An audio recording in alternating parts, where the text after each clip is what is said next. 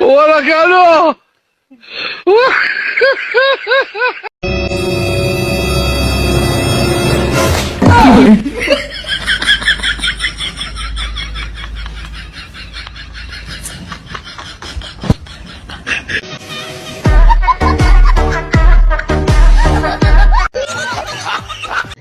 Aman.